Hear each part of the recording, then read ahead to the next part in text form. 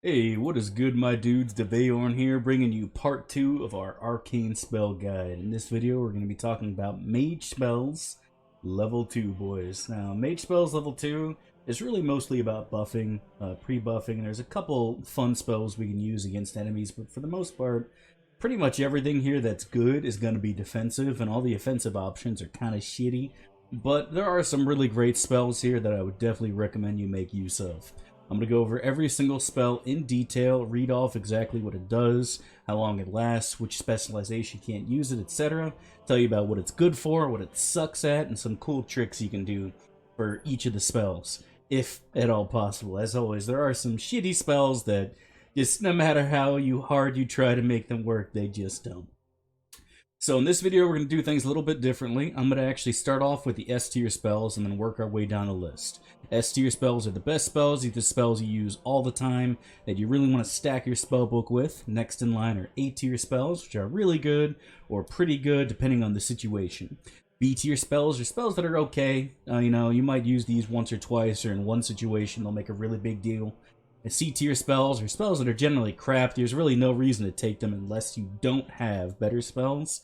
And then finally, at the very end, we'll go over what I like to call the RP spells, which are roleplay spells, which spells that are just so terrible that unless you're actively roleplaying, there's really no reason for you to ever cast them.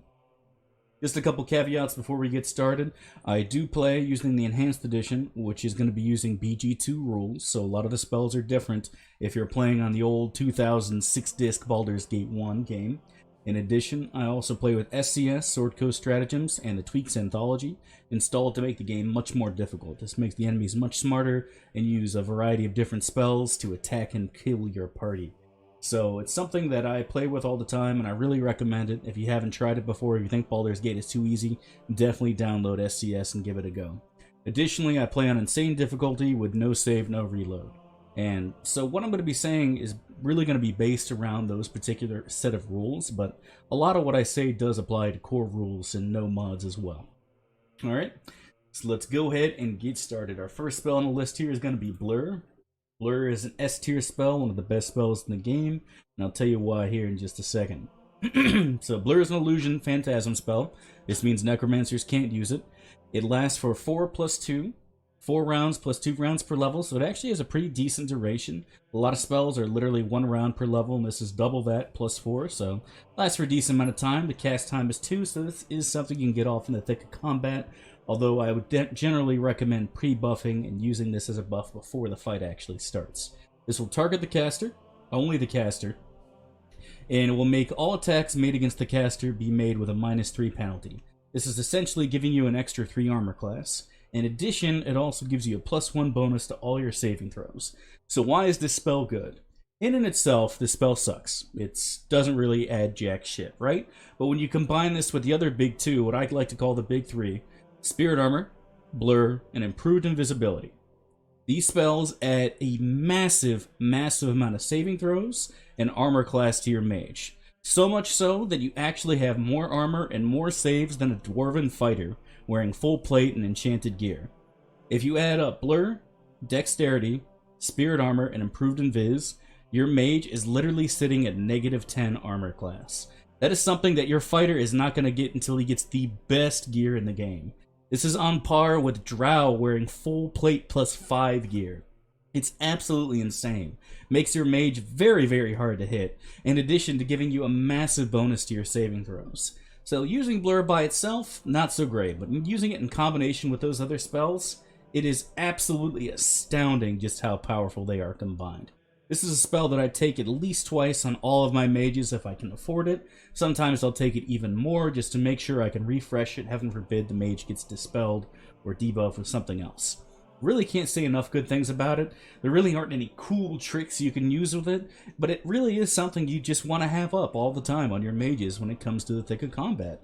Mages are very squishy early on, until they get Stone Skin, until they get Mirror Image and some other spells. It's really easy for a mage to go down, but when you add your armor spells, and you add Blur, and you add all that other good shit, it makes them really hard to hit, and eventually turns them into the awesome tanks that a lot of people aren't familiar with just how amazing mages are at tanking, and this is one of the spells that contributes to that.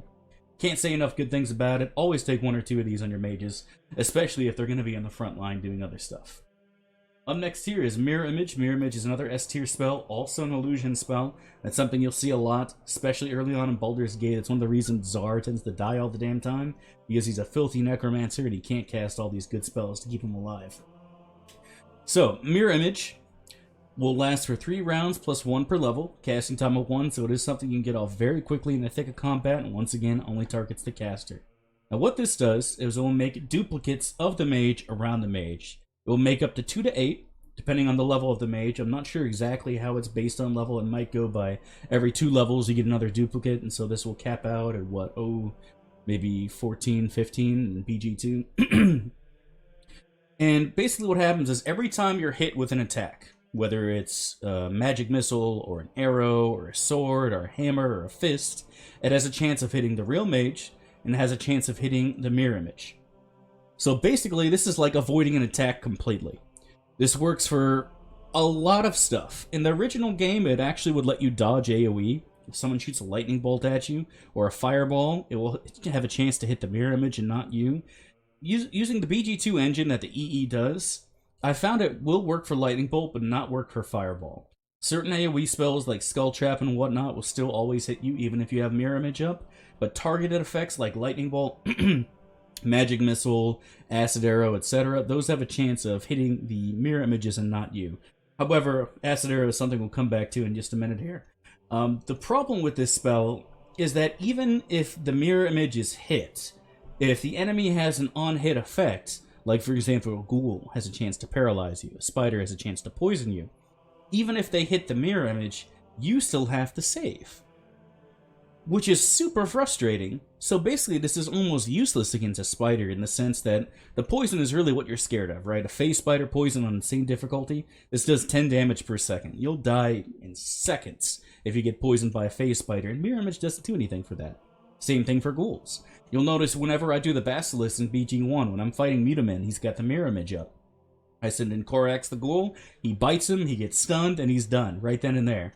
Despite the fact that there are several mirror images around, and it makes sense to me that if you hit the wrong one, the real one shouldn't get stunned, but for some reason that's how the game codes.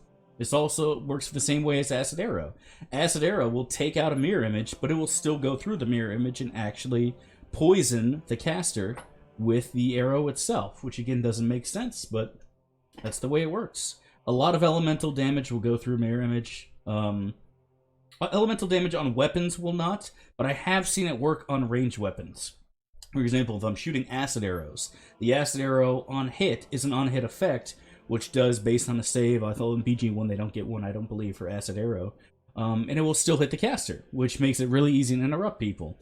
But it's also really frustrating when you're doing it yourself and you throw a mirror image up and somehow you're still getting interrupted, despite the fact that, you know, it shouldn't be happening like that, but that's just the way the game's coded. That's just the way it is. Despite that, this is still one of the best level 2 spells in the game. I take 3 or 4 of these on my mage tanks. It's something that when combined with Stone Skin, all the armor spells we're going to talk about soon enough, that just make your mage stupidly tanky and very difficult to hit and hard to take down. This spell is really fantastic. When you get the Ring of Mirror Image, it's something that's amazing for your fighters. Same with El Brotho, which is a sword that allows you to cast Mirror Image once per day. Greatly increases the life of whoever is using this spell. I really can't say enough good things about it. I highly recommend you take a couple of these on your mage every time you play. And we only have one more S tier spell here, which is Web. Web is an evocation spell. It lasts for 1 turn with a range of 40 feet, casting time of 2, so it does go off very quickly, and has an area of effect of 30-foot radius. So what this will do is very similar to Grease. It's going to make an area on the map, on the screen, that's just covered in webs, and when you walk into it, you have to save at a -2 penalty or get basically stunned. It's not actually a root like Entangle, because when you're rooted, you can still cast spells, you can still shoot, you can even still hit people if they come up close to you. Webs doesn't give you that option. A web is a full 100% stun, and you have to save every single round you're in the web, otherwise you'll be stunned again and be unable to move. But it's a lot more than just being unable to move. A stun target means every attack lands, every ranged attack lands on them, and it also means every melee attack lands on them. And there's a ton of good things you can do in combination with this spell that are very strong. You can send a fighter in with free action. Free action makes you immune to web. You can drop a bunch of webs on the screen, send in one fighter, and chances are, because of the penalty you get here in BG1, they're not going to be able to escape. And you could beat the shit out of them pretty damn easy. This makes a lot of fights very, very free. This also can backfire on you. If for some reason you forget to put on your ring of free action, like I have done in the past, then this will basically guarantee your death. So you do want to be very careful with it, because unlike Stinking Cloud, which we'll talk in a second, there's no way to dispel web. You can't get rid of it. So once the web is up, it's there for a turn. There's nothing you can do about it. The only thing you can do is avoid it. There are some other good things you can do in combination with this. Spell immunity works as well. You can cast spell immunity evocation and walk in the web all day long, no problem. However, in testing, I found that if you are the one who casts the web, and then you cast spell immunity evocation, you will get webbed in your own web. You have to do it on a different person. So, if, say, you're a mage, and you have Herdelise in your party, I can cast web, and Herdelise can cast spell immunity evocation. He can walk into the web, no problem, and he'll be completely immune to the effects, and vice versa. Herdelise can throw up a web, I can cast spell immunity evocation, and walk into his web, no problem. It does not work for your own web if you're trying to avoid it with spell immunity. The only other way you could get around that is by using free action. In SCS, flying monsters are immune to this, which obviously makes sense as the web's a ground effect. Spiders are immune to it as well. You really will see spiders using this quite a bit. There's a lot of web traps in the game, and it's almost always in combination with spiders, so it is something you want to be ready for. And this is also something you can use too for yourself. If you want to use spider spawn, for example, you can spam that, spam a bunch of webs, and your spiders will go in and take care of your enemies for you, and they can't get webbed. So there really are a ton of fun stuff to play with this, but why is it S tier? Because of the penalty here, the -2 penalty, this spell is viable all the way through Throne of Ball. Eventually, enemies are going to be saving a lot more often than not, but you can also cast it multiple times. And eventually, RNG will always stack in the favor of, eventually you're going to miss. Eventually, they're going to roll that low one, and they're going to get webbed, and then they're going to be extremely free for your party to kill. Really can't say enough good things about this. I use this all the time in my playthroughs. I always take a couple on all of my mages, and when you're using it in combination with multiple webs, it's just nearly impossible for any enemy to escape. Obviously, you can also avoid it with Minor Globe of Invulnerability. You will see this a lot in BG1, so it doesn't do anything to them. But, like I said, when it comes to fighters, when it comes to archers, this is just a really great way to take them out of the fight, or just kill them yourself instantly. I especially use this, I think, most often at the bandit camp, but like I said, you really can't say enough good things about it. S tier spell all the way. Recommend taking a couple all the way through Shadows of Vaughn for sure. Alright, up next is our first A tier spell, which is Detect Invisibility. This is a divination spell, so conjurers can't use it. I'm sorry, I think I might have actually forgotten to say that about web. This is an evocation spell, so enchanters can't use this. Zan cannot cast evocation.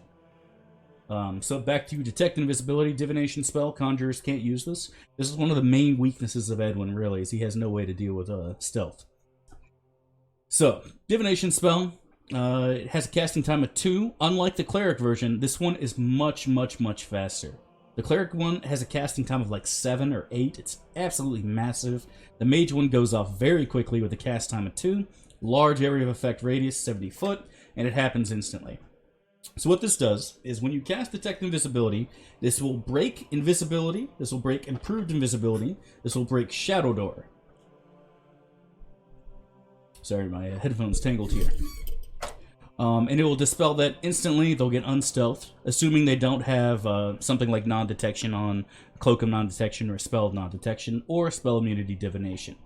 This spell is super useful for a lot of reasons. One, thieves and rogues in this game, thieves. Rogues are WoW, thieves are Baldur's Gate. Thieves have some of the highest damage potential in the game when you're playing on insane difficulty. Backstab hits stupidly hard even on core rules when it's on insane. I personally have seen backstabs for over 200 damage in this game, and literally a fighter cannot survive this. I've seen Mazzy get one shot by 175 backstab in my playthroughs. Literally full HP, explodes into 1,000 little pieces. You need to get rogues out, thieves out immediately. If anybody is stealth around you, you need to pop this shit very, very quickly. There's a couple problems though. One, does not go through magic resistance. Drow have a lot of thieves, especially in TOB.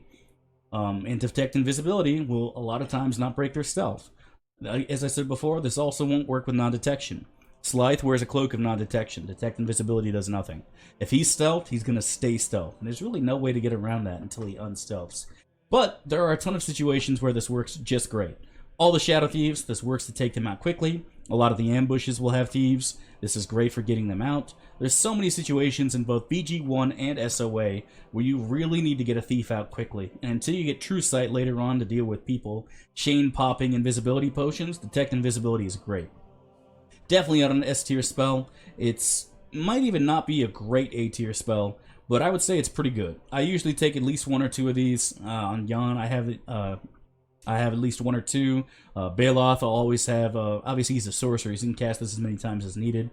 But this is absolutely critical in dealing with thieves. Especially early on, when your mages don't have stone skin, when they don't have protection from magical weapons, when your fighters don't have hardiness. Getting backstabbed repeatedly is fucking devastating. It is brutal. People in your party are going to drop quickly, and this spell will help counter that. Like I said, not the best spell in the game, but it's definitely a spell you want to take one or two of. Definitely a very useful A-tier spell. Up next is Glitterdust. Glitterdust is a conjuration spell, so diviners can't use it. It has duration of 4 rounds, and it will cast very quickly with a casting time of 2, area effect of 30 feet. This is basically an AoE blind. Just like the blindness spell level 1, this is AoE. However, unlike blindness, which lasts for literally hours, this only lasts for 4 rounds, so that's something you want to keep in mind. But what's really cool about this spell, in addition to the normal effects of blindness, -4 penalty, -4 armor class, and they can't cast or target you because they can't see you because they're fucking blind, this will also remove invisibility. And so this is actually pretty nice to get rogues out of stealth if you don't have Detect Invisibility. You gotta keep in mind, Detect Invisibility, there's no saving throw. If they don't have magic resistance, and they don't have non-detection or spell immunity divination up, this works every time. They get out of stealth right then and there, period. Done. It's over. Glitterdust, they get a save. Just like with blindness, there's no penalty here. And so if you're trying to use this to get a thief out, and he saves, and then walks up to your mage and one-shots him, you know, you're going to feel really bad about that. That being said, it is a good spell. It is a spell I do like to take. I usually take maybe one of these. It's not something I'll ever take on a sorcerer. It's not something you're going to be spamming a lot. Personally, my favorite AoE spell for CC effect is Slow, because it comes with such a massive penalty, and Glitterdust does not. But it is still a really good spell. Like I said, there's a lot of fun things you can do with blindness in general, and Glitterdust is an AoE blind. How cool is that, right? It's probably not that, just like Detect Invisibility, this might really not be an A-tier spell, but it is still really good, and I would recommend taking one or two of them with you because it will make a big difference when you come to mass fights, and if you don't have, sleep for early game, or you're out of other spells, Glitterdust can turn a big fight in your favor pretty damn quickly. Up next is Invisibility. Invisibility is an A-tier spell. Once again, an illusion spell, and the Necromancers miss out here.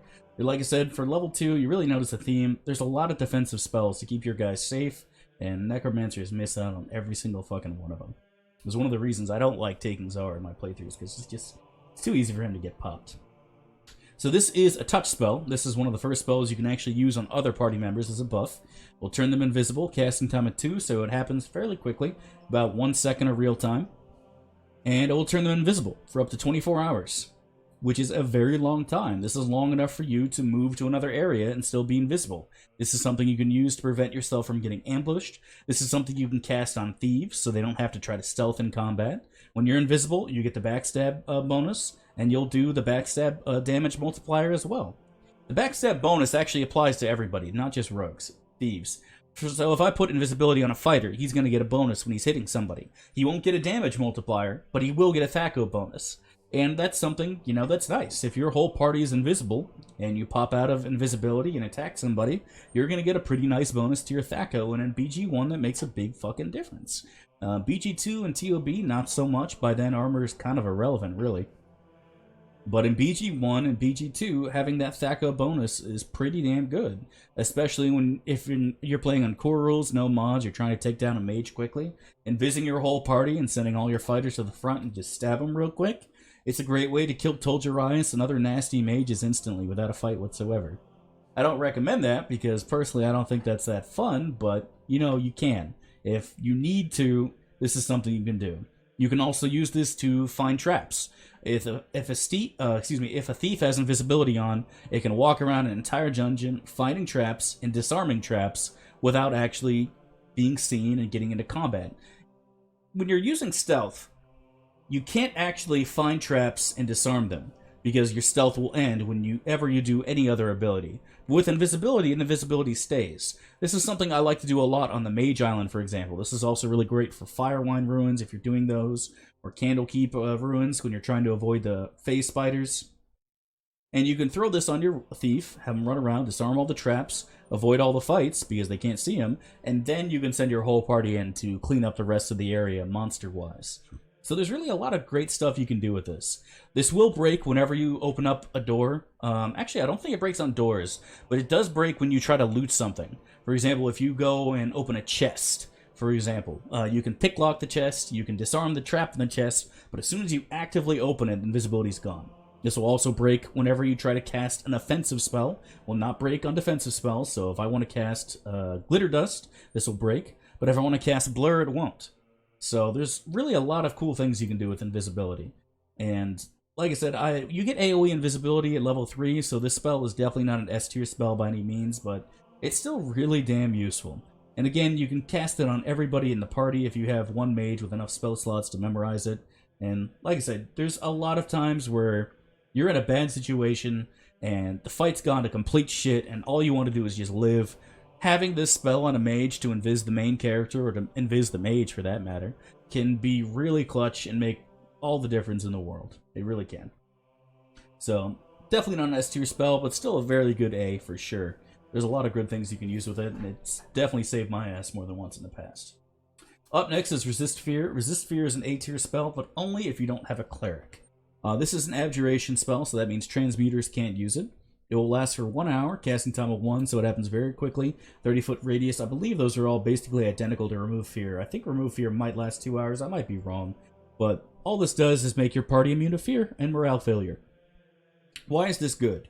Because there's an ability called Dragon Fear in the game if you're playing on SCS, which basically means every dragon, basically high-powered enemies, have this aura that will fear anyone around them. I believe it's actually at a -4 penalty, so it's very, very easy for your whole party to get feared. I think it lasts for something obnoxious too, might even be a full turn. Might be 5 rounds, I'm not sure, but basically if you're fighting a lich or a dragon and you don't have Resist Fear up, you're gonna die 100%. There is absolutely no fucking way you're gonna live through that fight, because you're gonna get feared and then they're gonna have their way with you and then you're gonna fucking die. There have been times in the past where I have fought liches without Remove Fear and Resist Fear. Those battles took me over an hour to finish, and I'm not making that up.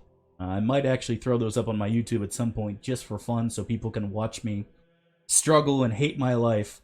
I specifically remember the lich for Edwin's quest in the Graveyard District, where I didn't have enough Resist Fears. He literally ran out of spells, and he's walking around meleeing my party, and nobody can fucking do anything because they're all getting chain feared. And it's just...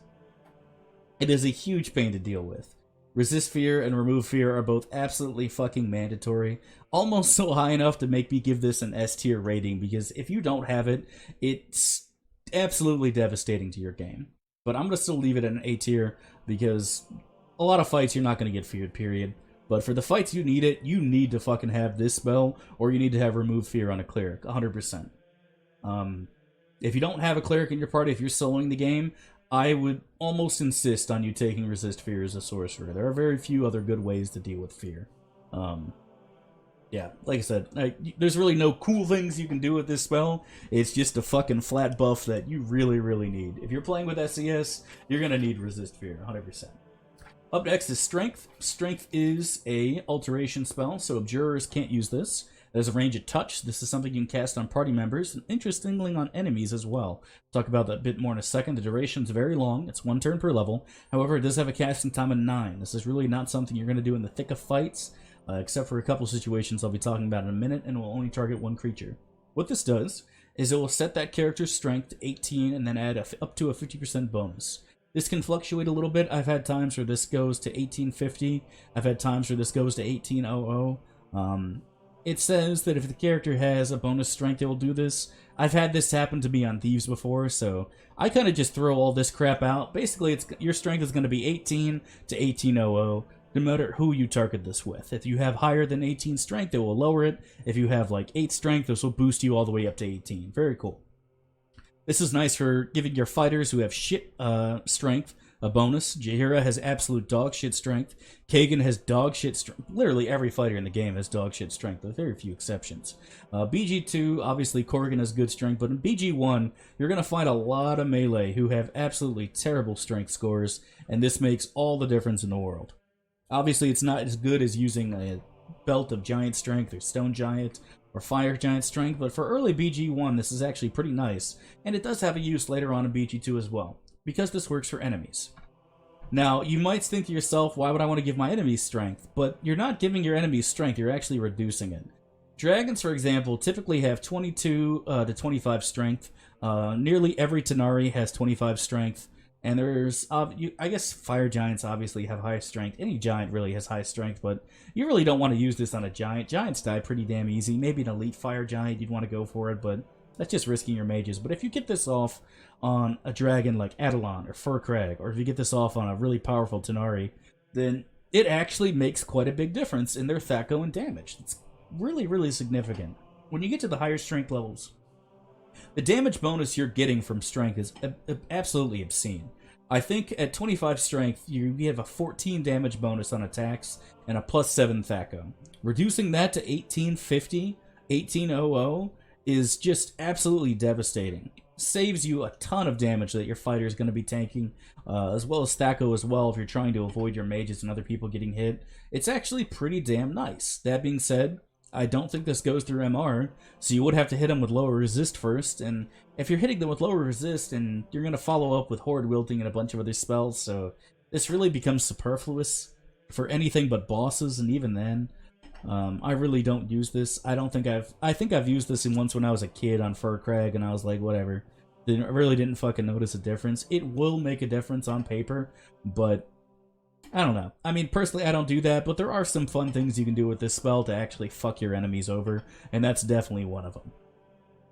So, all in all, I'd still give this an A tier rating, just because, like I said, there are so many people who are melee with absolutely horrendous strength scores, and this helps them out tremendously. And not only their Thaco, but their damage as well. And don't forget, when you have low Thaco and low strength, if you have low strength, you're going to have low Thaco and low damage. And this will help out big time. I think Jaheira has like 15 strength, Khalid has like 16, Kagan has like 15. I mean, there's just, going from those to this is just, it makes all the difference in the world. And it does, like I said, it lasts for a turn per level, so it actually has quite a decent duration. This is going to last until you rest again, really. Up next is our last A tier spell, which is Vocalize. Vocalize is an alteration spell, which means Abjurers can't use it. Duration is 1 turn, although that's kind of superfluous. Casting time at 2. All this does is it removes silence and makes you immune to silence on your mages. Why is this an A tier spell? Because if your mage gets silenced, he's fucking worthless. Period. Straight up, he is going to eventually fucking die because he can't cast spells to defend himself. And you can argue that you can use Dispel Magic, and I'll talk a lot more about why I think Dispel Magic's actually one of the worst spells in the game and something you really should never fucking use. But the thing you gotta keep in mind with Dispel Magic is that you can dispel your own buffs with it. There is nothing more hilarious than watching somebody get confused. A mage, for example. This happened to me. Jan got confused, I cast Dispel Magic on him, and all it did was dispel his Stone Skin, his Mirror Image, his Blur, and his Spirit Armor. And he's still confused, and now, because he's no longer protected by his mage buffs, explodes into 1,000 little pieces when he gets hit by a mummy. It was absolutely fucking embarrassing. I think that was in one of my drunk streams, so I can kind of rationalize it saying I wasn't thinking clearly, but you don't want to use Dispel Magic to get rid of silence. Use Vocalize. This is a spell I take once on every single mage in my party, because it also depends on your installation of SCS. Sometimes spells will be different. But in my playthroughs, there's a couple mages that will use Power Word Silence, and of course clerics, their silence is extremely powerful. You have to save it a -5 penalty or get silenced. And it's absolutely imperative you're able to cast spells on your mage. If you can't, you're useless, and even worse than being useless is being perma-killed because you couldn't cast spells to defend yourself. always take this spell at least once on every one of your mages. If you're a sorcerer, I wouldn't take this, because chances are you're going to be using the Amulet of Power, which makes you immune to silence. But if for some reason you're running with multiple sorcerers, or you're planning on giving Amulet of Power to Edwin or somebody else, you really should have Vocalize. Because if you don't, and you get silence, that's a great way to get chunked into a bunch of little pieces. Or just be useless for the fight, whichever is worse in your book. Alright, so that's the last of the A tier spells. Now we're getting to the B tier spells, or the spells that are, you know, okay, not really great. They have their uses at times, but for the most part aren't all that great. First one here is Horror. Horror is a necromancy spell, so this is something an illusionist can't do. Lasts for a turn, and it casts with a casting time of 2, so it goes off very quickly. The range of up to 40 feet and an area effect of 30 feet, saving throw negates. This is basically baby's first fear. There's no saving throw penalty, so this won't really work great at high levels. And this spell is actually really good in the base game, but not so much in SCS. The reason for that is with SCS, I have set on where basically every mage and cleric will cast all their pre-buff spells instantly to simulate pre-battle casting. For example, like if I'm going into battle with a mage, he's going to have Blur, Mirror Image, and Armor Spell, and some other shit up right away. And this way, you know, the mage doesn't start off the fight by trying to cast those and then die instantly like a worthless tool. He'll already have those up instantly when the fight starts. And because a lot of mages take Resist Fear, and literally every cleric in the game will have Remove Fear, this spell becomes useless. Remove Fear and Resist Fear make you completely immune to fear, and that means Horror is just not useful at all. There are some fights where you aren't going to be fighting a mage or cleric that does this, and Horror is really fantastic in that situation. I use this a lot at the bandit camp. When I go into Tazok's tent, I think in literally every one of my playthroughs, I had Edwin cast a Horror spell in that tent, with the exception of maybe 1 or 2 when Edwin was already perma-killed by that point. And this spell is very, very useful for those situations. But like I said before, no saving throw penalty. This spell is useless against every good mage and cleric in the game. Obviously, it does nothing for liches and dragons and some of the high-level enemies that are just flat-out period immune to fear. But I also don't think this goes through MR. I think MR also blocks it as well, so this won't work on Mind Flayers and shit and Drow and shit like that. So definitely really doesn't have its uses very often. There's just 1 or 2 situations in the game where it's just like a Hail Mary where you really have nothing else and you just need to throw down some sort of CC, and it can't be a web because your fighters are already CC'd in the thick of combat, and Horror's all you got, and you know what, that's perfectly fine. Not a C tier spell, it's not absolute shit. It definitely can be used, it's just, this is not something you want to stock your spellbook with. In the original game, without SCS, I think it's a lot better, but with SCS, the spell just kind of, it's really not that great. Definitely not a C tier spell, but to call it even a B tier spell could kind of be a stretch. Up next is something I can't read my writing. Oh, Melf's Acid Arrow. Okay. Melf's Acid Arrow is a B tier spell, conjuration spell / summoning, so that means diviners can't use it.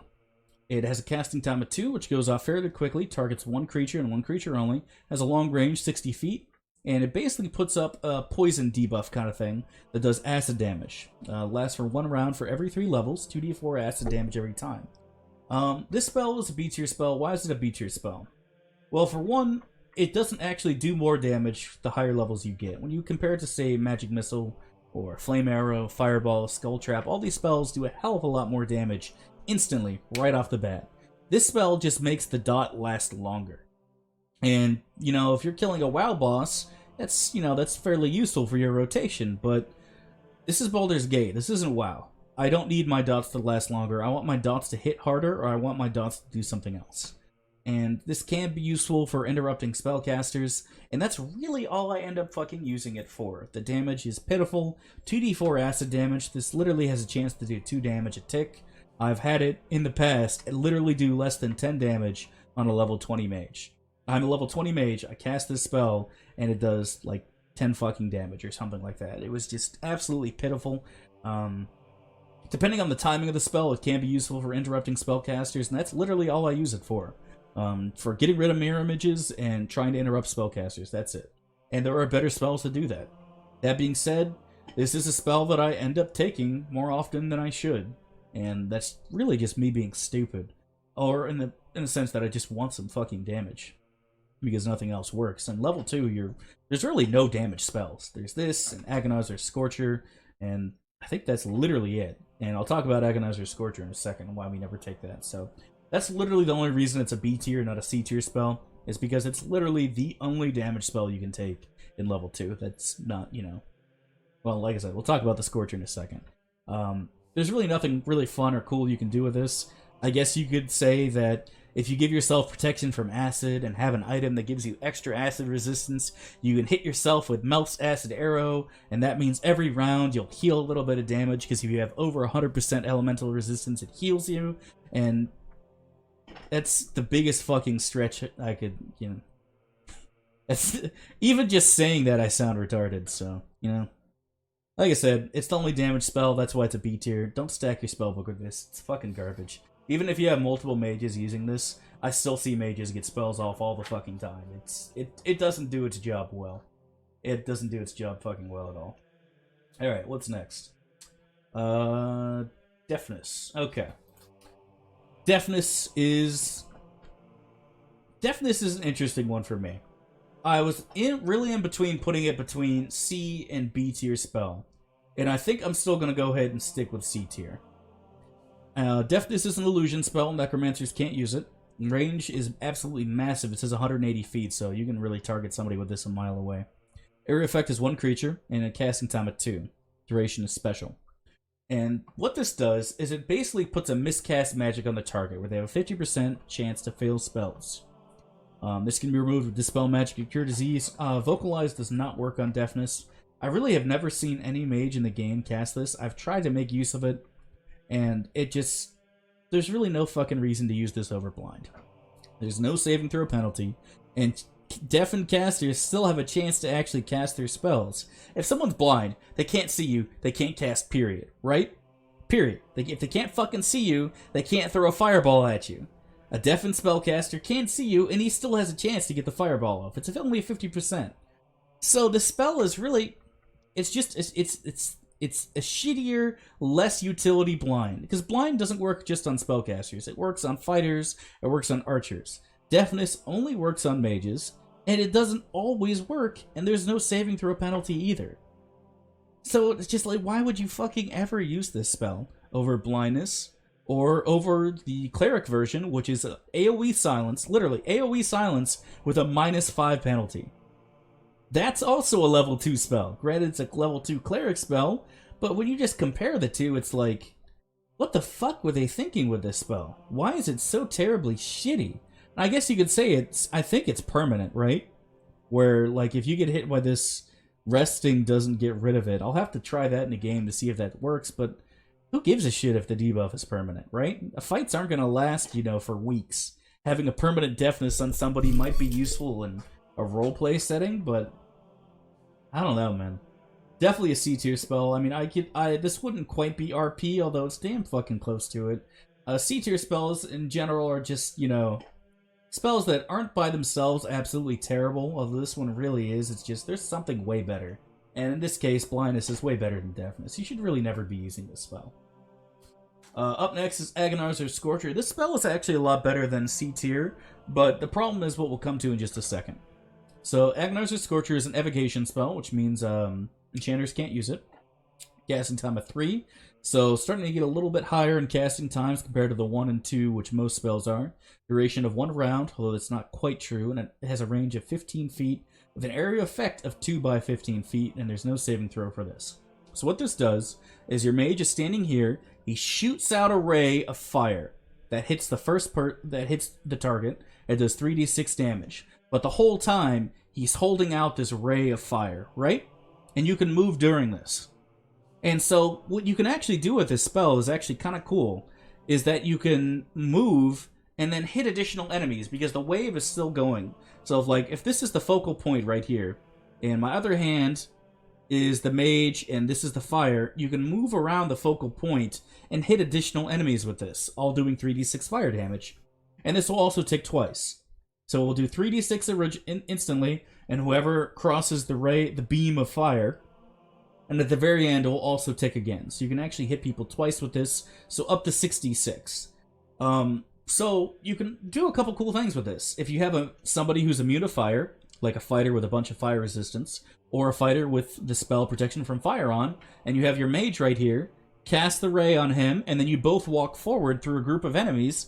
Every single enemy is going to be getting hit by that ray of fire. And that's actually really cool. There's some cool things you can do with this to turn this spell for what seems like a focused cone onto one person into an AoE spell that does a fairly decent amount of damage. The problem is, there's this cool thing called the Wand of Fire that does this, with 20 charges, for about 10,000 gold, and also casts Fireball. So why on earth would you ever be taking Agannazar Scorcher when you can use a Wand of Fire to do the exact same fucking thing? And it sucks because this is actually a really fun spell to use, but there's just no reason to ever have it in your spellbook when Wand of Fire exists in the game. Obviously, fire resistance will reduce the damage.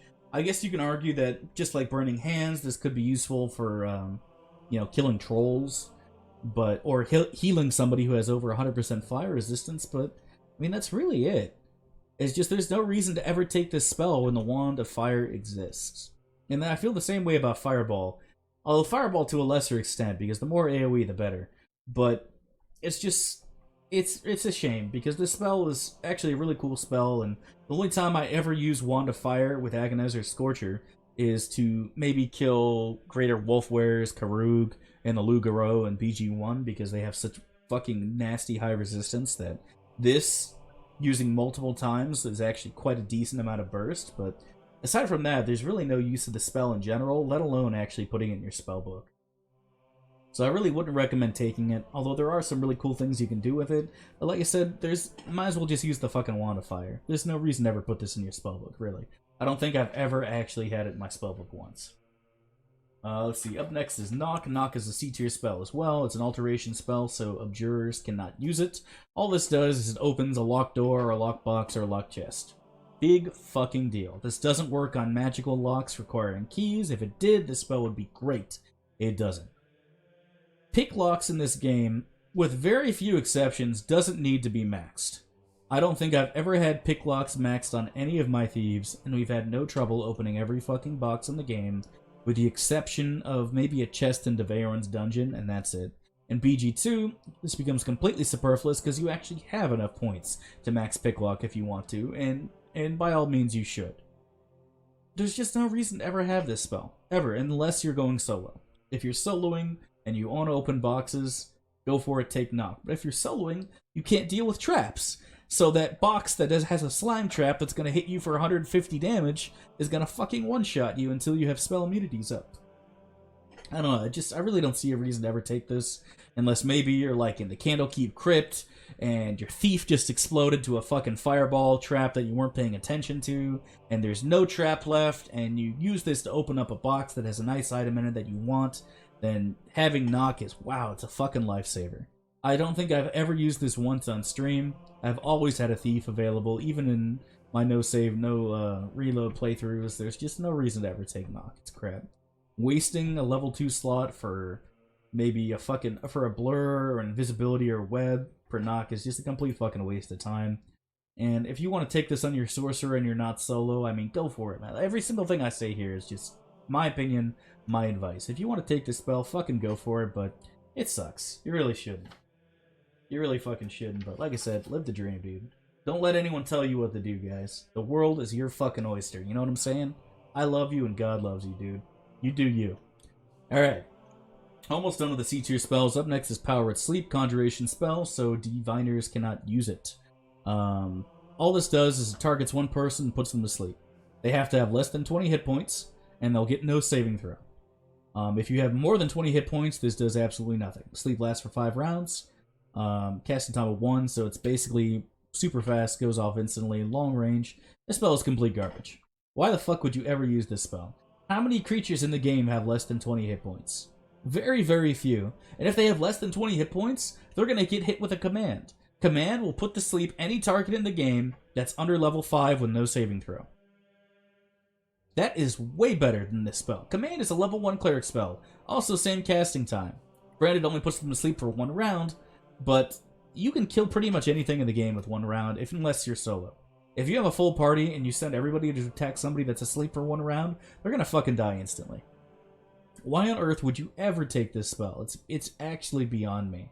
I guess you could argue that, like, if you're fighting a powerful mage and you hit him with a fireball right before he gets his spell protections up, and, you know, you're battling him and he's got a stone skin and a mirror image up, and you're just having a really hard time hitting him, but you got him low because you did some magical damage, you can use this to knock his ass out when normally he would be too high in HP to do. I mean, it's just... It's fucking trash. It's actually fucking trash. There's just no reason to take this shit. Anybody who has less than 20 hit points is gonna either be dead in 2 seconds, or you can CC them with something else with much less work. For level 2 spell, the spell blows. I mean, if you, like I said before, if you want to take it, go for it. It's just... I'd love to I've done my best to find ways to make this work by, like, injuring somebody with a magic missile and then using a power word sleep to get them low, but they're already, if they have less than 20 hit points, they're already about to die. And if they have spell protections up, this doesn't work anyways. Minor Global Invulnerability makes you immune to every spell in level 1, 2, and 3, which includes Power Word Sleep. So, I don't know. If you want to take the spell, go for it. I don't think there's much use for it. If at all. Definitely a C-tier spell all the way. Last C-tier spell is Stinking Cloud. Very similar to Web, it's an evocation spell. 30-foot radius, lasts for 1 turn, range of 90 feet. Saving throw negates the effects. And this, if they walk into the cloud, they have to save at +2 or be knocked unconscious for 1d2 rounds. I believe if you're immune to poison, you're immune to this. Also keep in mind this is a saving throw versus poison, while Web is a saving throw versus spell. That does make a big difference. Saving throw versus death and poison for certain enemies is super low, and vice versa. Saving throw for a spell, super low, while their saving throw versus poison may be a little higher. But the problem is this. Because they get a +2 bonus to their save, when you compare that to Web, there's a 4 saving throw point difference, which really neutralizes anything in the game that where what I just said, where this might be more useful for certain type of monsters. I believe also Undead are completely immune to this, since they're immune to poison, so they can just walk right through it with no problem. I think a handful of other enemies are also immune to poison. I think the Drow might be. I'd have to double check that. I know Drow have high resistance to poison. I'm not sure if they actually get a poison check. I don't believe they do. I'll have to try that a little bit more, play around with it a bit. The one thing this does have on Web is that you can use Zone of Sweet Air to remove it. If you cast Web, Web's up there for a turn, there's not a fucking thing you can do about it. With a Stinking Cloud, you can throw a Stinking Cloud into a fight, then immediately cast Zone of Sweet Air right after the cloud knocks a couple people unconscious, and then you can roll in with your fighters. They don't have to worry about getting knocked out, and then murder the people who are asleep. So that's kind of cool. But, like I said, because they're getting a bonus, it just makes it so hard for people to actually fail their save for this spell.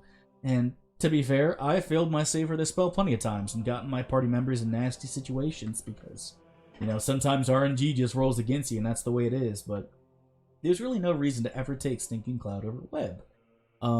Really, I guess you could say that, well, if you have the Ring of Gax equipped, you're completely immune to all poison effects, so you can cast a bunch of Stinking Clouds on yourself and with the Ring of Gax be immune and hit enemies with it. Same thing with Spell Immunity Evocation. You can walk into a Stinking Cloud that someone else cast and, you know, be immune to it, but I just don't see a reason why you'd ever use Stinking Cloud over Web. The spell is just fucking better in every way.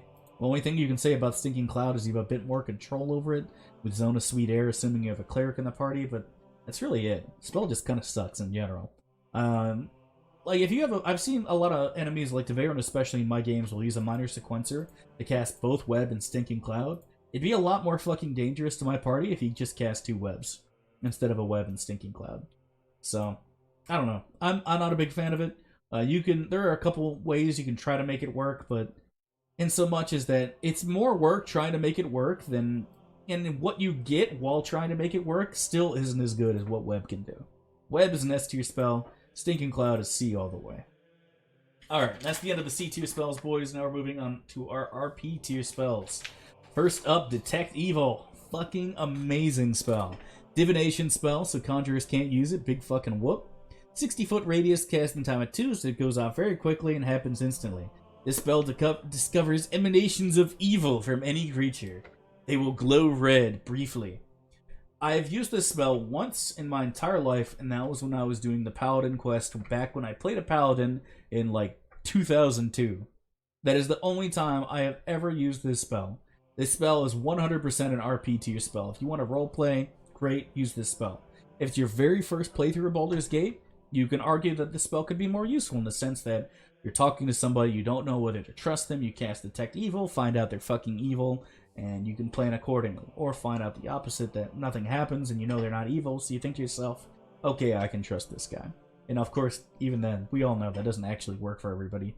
There are definitely scummy good people, and there are evil people you can trust too. But regardless, RP spell all the way. If you want to roleplay, take a couple of these. If you're not roleplaying, this spell shouldn't even be in your spellbook ever. Up next is Ghoul Touch. Just like the other touch spells, this spell is complete and utter dog shit. Ghoul Touch is a necromancy spell, so illusionists can't use it. Big whoop. Just like before, this will only affect the caster. We'll give them a couple rounds to actually walk up and make an attack. And if they successfully make attacks, then the target then gets an opportunity to save on top of it. 1d2 fist damage, strength bonuses apply. Big dick mage damage. And if they fail their save and the mage lands the attack, they'll be paralyzed for 5 rounds. Like I said before, if you hit somebody with a command and use this and they fail their save and the fucking stars align, then you can turn a 1-round command into a 5-round paralyze. There's almost something to be said for that, but there really truly fucking isn't. There really just isn't. A blind is more useful. Hitting them with anything else is more useful. There's just no reason that you should ever be using this spell. I think of all the touch spells, this is the one where you actually have the most of an argument for. But like I said before, they have to save still. If they successfully save, then this spell does nothing. And if you're already rolling and gambling on a save, just hit them with a fucking blindness. From range, instant cast, you know? There's no setup required for casting blind. There is a lot of setup required for making Ghoul Touch work. Even when it does work, it's not that great. The spell is RP tier all the way. I don't think I've ever fucking used this once on stream. And like I said, I've tried to make these work. Every spell in the game, I have literally spent time trying to make it work and trying to find out if there's something cool I can do in combination with this, and you just fucking can't. You just fucking can't. You could argue that, what if I cast this and then shape change into something with higher damage than Thaco? That doesn't work. It doesn't work. I've tried. That would be almost could make this useful if you could turn yourself into a golem and give yourself a massive bonus to Thaco, but if you're using shape change to hit somebody with a Ghoul Touch, you know, more power to you, buddy. Live life, man. Don't let anyone tell you how to live your life, dude. If that's what you want to do, then you fucking do it. No alignment, just like Detect Evil, another divination spell. Conjurers can't use it. Casting time of 9 here. This takes a full round to go, basically. Saving throw negates. That's even the best part, is they actually have a chance to savor this spell, so you don't know if they're good, neutral, or evil. Again, roleplay tier spell. This is literally the only time I could ever see this being remotely useful is if this is your first playthrough, and if you die, and the game's over forever, and you don't know if you can trust somebody, and you want to use this spell to find out. Or if you're just playing around and bored, wondering what alignment of Melisson is, and you want to cast this shit and find out, go for it. I'm sure she'll save, and even if she doesn't, I'm sure she has magic resistance, which also nullifies it. For a level 2 spell, this spell is garbage. Like I said, I'm sure this would be useful in pen and paper, not in Baldur's Gate. If you want to take it, go for it, guys, but it's an RP tier spell. Final one is Luck. This is the only RP tier spell that you could almost consider not be RP, roleplay. Luck is an enchantment spell, so this means invokers can't use it. It will target one creature, has a casting time of 2, so fairly quickly, it lasts for 3 rounds. And what this does is for the next 3 rounds, they get a bonus to all their rolls, 5% bonus to thieving skills, and a negative penalty to damage taken. And that sounds really fucking confusing. They try to explain it here by saying a 66 fireball will do 65 damage, a longsword that does 1d8 plus 2 plus 1d3 will do 1d8 plus 2 plus 1d2. Here's the thing. This is targeted, targets one person, lasts for 3 rounds. Chant is a cleric spell that's AoE, lasts for 1 turn, and then hits the enemy with a negative luck spell, giving them the opposite of this. Chant is an S tier spell. Luck is literally the exact opposite of that. Chant does what Luck does for your party and the enemy, giving them a penalty. Chant is fucking amazing. Luck is completely worthless. If this lasted longer, if this lasted a turn per level, you could argue that Luck would be useful. And I think you could actually make the argument of making it maybe even a B tier spell. If this was turn per level, I would say this would be a B tier spell and almost be worth casting. Again, assuming you don't have a cleric, because if you have a cleric, there's no reason to ever cast luck, period. You could argue that, well, my thief's at, 95% find traps, and my luck put it at 100, which allowed me to find this trap. If your thief is at 95% find traps, you fucked up in your character creation, period. You fucked up and you're leveling up, you made a mistake, and you gotta deal with it. Luck is not the way to deal with shit like that. There's just no reason for ever to use this spell. There really isn't. If you don't have a cleric, I would just say, you know what, forget it, I'm not gonna fucking use it. This spell's crap. What it does is awesome.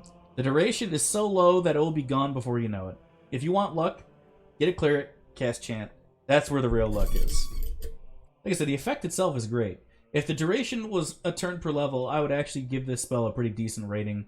But since it's 3 rounds, it's only one fucking creature, this spell should never find its way in your spellbook unless you're role-playing. Alright guys, that is every single level 2 mage spell. I know level 2 is boring as shit, and I do apologize for that. There's not really a lot of cool things. Oh wait, we missed Enfeeblement. How the fuck did I do that? Hold up, slow down. Enfeeblement. Alright, this is a B tier spell. My bad, guys. Hold up. Excuse me. My writing is fucking dog shit, so I apologize for that, dudes. My bad. Alright, Enfeeblement, Enchantment Charm spell. Whew, that was close. I have to redo the video because you fucking forgot a spell. Boy, that would be embarrassing.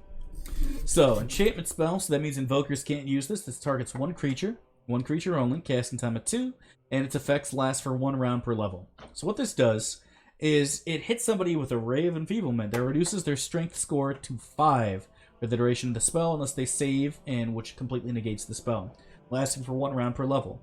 Hitting somebody with this spell and reducing their strength to 5 is fucking awesome, right? Sounds great. If a fighter goes from 18 or 19 strength to 5, he's gonna miss every fucking attack in the game. Period, bar none. And if he does hit, he's gonna do no fucking damage.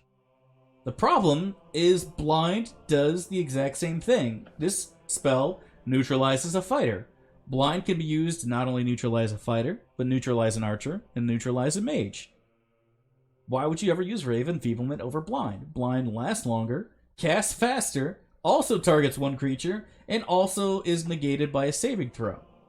And then you can say, well, wait, but this reduces their strength score of 5, and that means their lower weight allowance because they're wearing full plate, they can't move, right? Wrong. It doesn't do what it says it does. That is a lie. This will happen to your party members and your party members only. Casting Ray of Enfeeblement on a dude wearing full plate and carrying a buttload of heavy gear will move around just fine, completely unencumbered. I don't know why they coded it that way, but they did. This only works if you hit a party member with it. That being said, I have used this in the past on my own party members. When Kagan gets hit with a confusion spell, or somebody else in my party gets hit with a confusion spell that's wearing gear, I will use Ray of Enfeeblement on them to stop them from moving. Or, for example, to stop them from moving, while blindness will not stop them from moving. If a target is blinded and confused, it will still move around. If it sees a target, it will hit the target. If it's enfeebled, it can't move around and find a target to hit. I have used this more than once. I think I've only used this in Olgoth's Beard, when I'm fighting that bitch that is the free action ring, and she'll hit you with confusion. I've used this on Kagan there at least twice, and only reason I used it is because Baloth came with it, and he's a sorcerer. And I hit Kagan with it, and Kagan stopped moving, which means we didn't go and massacre a bunch of innocent civilians, which has happened in the past. We also didn't walk into Chandalar and have him teleport us to the Mage Island. And because of that, this is actually useful. That being said, that's literally the only use I've ever found a way to get out of it. I think you can hit Furcrag with this. I've tried in the past. I think he is not immune to it in the base game, but he is with SCS. I'm not 100% on that, but like I said, why would you ever use this over Blind, unless the enemy is also immune to Blind, in which case maybe you can make an argument for using Ray of Enfeeblement. This spell is really a C tier spell. You could kind of argue that's a B tier in the sense that you can use it to stop your own party members from doing stupid shit, but you really should just be using chaotic commands to prevent them from happening. And in BG1, I mean, There's really nothing you can do against confusion. There's really no good way to deal with confusion and chaos and feeble mind in BG1. There really just isn't. You can get the amulet, but that only works on one fucking person. If you pass it around and let everybody use it, you no longer have a fucking amulet, you know, because it's charges and it's gone forever when it's gone. But I don't know, like I said, it's basically a C, B tier spell, kind of in between. I wouldn't use this spell. I don't think I've ever actually memorized it and used it on anybody. The only time I've ever used it is because I had a sorcerer that already fucking took it. And that is going to wrap it up here, guys. I appreciate you watching. If you have any comments or questions, let me know down in the bottom. If you think I'm a fucking idiot and I've been talking out of my ass for the last however long this video is, definitely let me know. I want to fucking hear it, guys. I greatly appreciate it. And again, I'm so sorry that this video is boring as shit, because level 2 is just fucking boring. It's just all there is to it, man. These spells are boring as fuck. There's nothing really cool here that you can do. Level 3 is going to be a lot more fun. There is a lot of really fun spells at level 3, so I'm really looking forward to that video, guys. Hopefully we'll have that up for you soon as well. Thanks again for watching, dudes. Hope you have a fucking awesome day. If you want to see me play live, you can check out my Twitch, which will be linked below. And I'll also go and add notifications so you can click all the spells. They'll be organized by the tier list, so if you want to hear about a particular spell, you can click it, and it will bring you right to the spell. Thanks again for watching, dudes. Have a great day. God bless, my friends.